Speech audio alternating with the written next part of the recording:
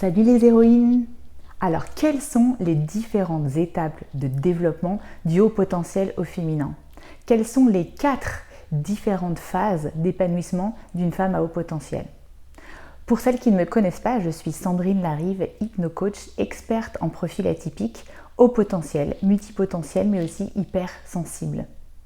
Si tu as besoin d'aide concernant ces sujets, n'oublie pas de remplir le sondage qui se situe juste en dessous de la vidéo et tu pourras avoir accès à un bilan personnalisé de 15 minutes avec moi et je me ferai un plaisir de te répondre.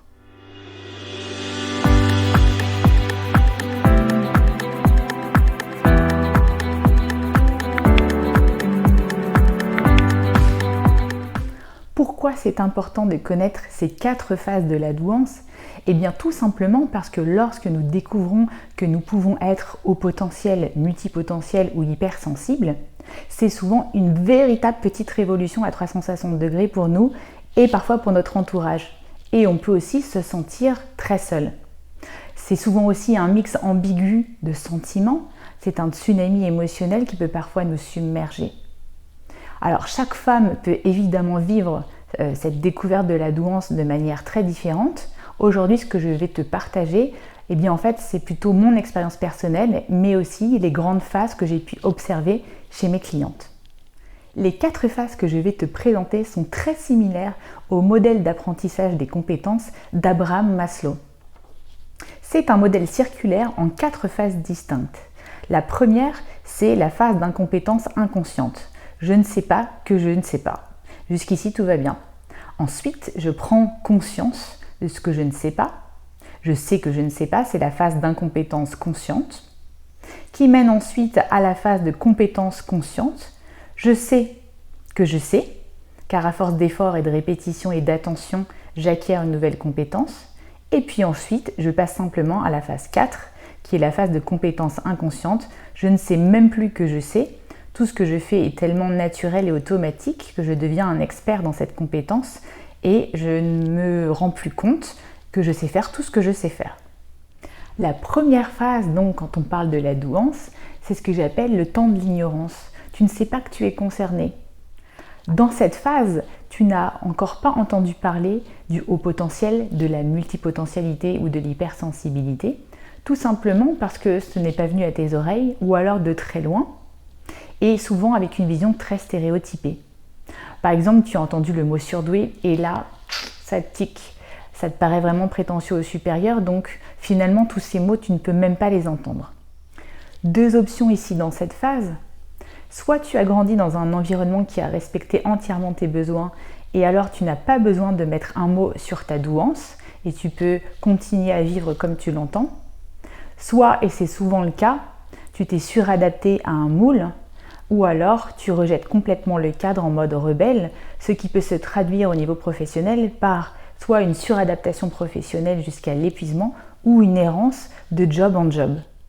Avant la découverte de ma douance, j'avais vraiment l'impression d'être pressurisée par le diktat de la société. J'avais vraiment aussi l'impression d'être un cadre dans un moule, dans une boîte au niveau professionnel et de ne pas m'en sortir. J'étais en fait en mode automatique, en pilote automatique depuis mon école de commerce jusqu'à cette belle carrière. Mais en fait, il y avait quelque chose à l'intérieur de moi qui disait que j'étais tout le temps en décalage et à chaque fois, je me suis perdue dans du développement personnel. Je me disais toujours qu'il y avait quelque chose qui clochait à mon niveau et je me sentais vraiment en décalage en permanence et toujours en remise en question. Pourquoi tu n'arrives pas à te sentir à l'aise, Sandrine, en toutes circonstances? Des fois, c'est l'impression d'être un extraterrestre et de vivre dans un univers parallèle et on ne se sent pas toujours comprise. Dans cette phase qui est ambiguë, c'est souvent on se sent trop et d'ailleurs c'est ce que nous renvoient les autres, trop optimiste, trop ambitieuse, trop pushy, comme disaient certains collègues. Et pourtant, on se sent parfois aussi très bête. On arrive à faire des choses très complexes et pas forcément ce que les autres trouvent simple. Et parfois on se focalise sur un point de compétence sur lequel on est moins bon que les autres. Pendant des années, je me suis dit que j'étais nulle en maths. C'était une croyance très limitante qui venait de ma prépa HEC option maths, où effectivement j'arrivais moins que les autres, mais où j'arrivais beaucoup mieux qu'eux dans plein d'autres domaines. Bref, à la fin, c'est comme s'il manquait vraiment une pièce essentielle du puzzle et tu ne sais plus du tout où chercher. Et tu fais aussi le dur constat que tu n'arrives pas forcément à passer des étapes importantes de ta vie. Si tu écoutes cette vidéo, c'est sûrement que tu es déjà passé à la phase suivante. C'est la seconde phase, la phase de révélation. Tu sais que tu ne sais pas que tu étais au potentiel, multipotentiel ou hypersensible. Et c'est souvent là une prise de conscience énorme que tu as un fonctionnement différent qui n'est pas celui de la majorité. Et parfois, ça peut te submerger d'émotions et tu peux te sentir aussi très impuissante. À ce moment-là, c'est souvent un grand choc, même une sidération. Et c'est pour ça que c'est très important d'être bien entouré et c'est là que j'interviens avec mes clientes. C'est aussi l'occasion de mettre des mots MOTS sur des mots MAUX et des explications qui vont donner enfin un nouveau sens à ton histoire. Et ouf, quel soulagement, tu n'es plus seul. C'est ici qu'après le choc, on retrouve les phases descendantes caractéristiques du deuil. Le déni, la colère et souvent après la tristesse. Mais toutes ces phases, comme pour un deuil, n'arrivent pas forcément dans le même ordre pour chaque personne. L'important, c'est que toutes les émotions associées à ces phases soient vraiment vécues, intégrées et comprises. Et là, attention de ne pas rester trop longtemps dans cette phase d'abattement après la révélation, car c'est là qu'il faut faire intervenir un thérapeute. C'est comme pour un deuil, si après 1 mois ou 2 ou 3, tu te sens triste, c'est normal. Si après 6 mois, ça continue à perdurer et que ça gêne ta vie quotidienne, c'est vraiment le moment de consulter. Cette phase, c'est aussi une période mitigée entre l'effervescence de la révélation et le doute. Si je me suis crue nulle en maths pendant toutes ces années, comment je pourrais être une haut potentielle? Comment je pourrais être intelligente? C'est sûrement une erreur de diagnostic. Ils ont dû se tromper. La personne qui m'a fait passer les tests devait être fatiguée ce jour-là. C'est super difficile pour la femme de reconnaître son intelligence et c'est là que le syndrome de l'imposteur fait rage et je t'en parlais d'ailleurs dans une vidéo précédente.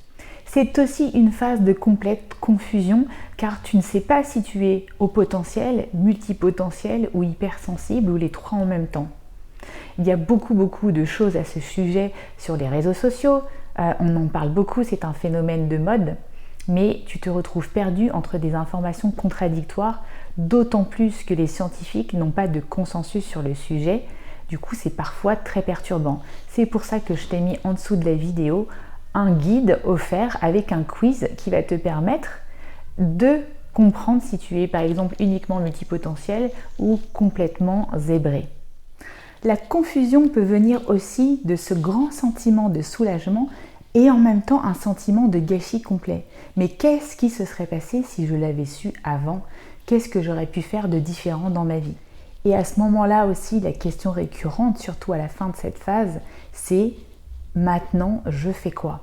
J'en fais quoi? Pendant un bon bout de temps, j'ai eu une boulimie énorme du sujet, comme vous le savez. J'ai vu le congrès de la douance, j'ai regardé beaucoup de podcasts, j'ai acheté une tonne de livres. Bref, j'ai voulu tout comprendre dans les moindres recoins, dans les moindres détails. Et moi, en tout cas, c'est ce qui m'a fait du bien.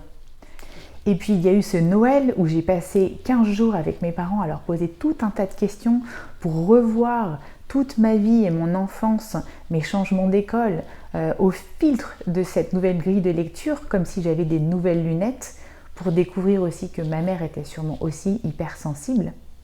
Et ça m'a fait beaucoup de bien. Alors, ça peut être vraiment différent pour chaque personne. Parfois, on a envie d'en parler. Parfois, on a envie de le garder pour soi pour le digérer. J'en ai parlé aussi à mes amis proches en qui j'avais 100% confiance parce que j'avais besoin de 100% de bienveillance. Et là, on s'est rendu compte qu'ils étaient aussi sûrement au potentiel et je les ai embarqués avec moi dans cette vague pour surfer ensemble. Cette phase peut prendre aussi plus ou moins de temps selon ton degré de digestion de l'information et aussi ton degré de résistance à prendre l'information. Et là, écoute-moi, c'est super important de ne pas prendre des décisions trop hâtives dans les 6 premiers mois après la découverte de ta douance. Ça risquerait d'être fait sur un coup de tête ou dans une urgence et c'est pas le but. À la fin de cette phase, c'est aussi là que va se poser la question du test. Est-ce que tu as besoin de faire un test pour te rassurer dans ta douance ou est-ce que tu n'en as pas besoin? Moi personnellement, j'ai fait en fait une séance avec Monique de Kermadec qui m'a posé cette question que je te pose aussi là aujourd'hui. Est-ce que tu fais le test pour toi ou est-ce que tu fais le test pour les autres, pour rassurer les autres? Alors je te propose après cette vidéo de prendre 5 minutes de te poser et de répondre à la question si tu es dans cette situation. Passons maintenant à la troisième phase, c'est la phase d'intégration. Je sais que je sais. C'est la phase où finalement tu comprends un petit peu mieux ton passé, tu comprends mieux ta singularité et surtout tu l'acceptes et ensuite tu l'assumes. Dans cette phase, tu vas commencer à trouver de nouveaux repères et surtout tu vas laisser tomber au fur et à mesure ton faux self, ce masque social qui est parfois bien incrusté. Et du coup, c'est l'occasion de désapprendre totalement qui tu es pour réapprendre qui tu es, te connecter à toi et à tes vrais besoins. Et c'est aussi le moment, si tu as eu des souffrances par rapport à cette non-révélation, de commencer à mettre en place des choses positives, de commencer à faire des choix conscients et intentionnels et vivre une vie qui enfin va te ressembler.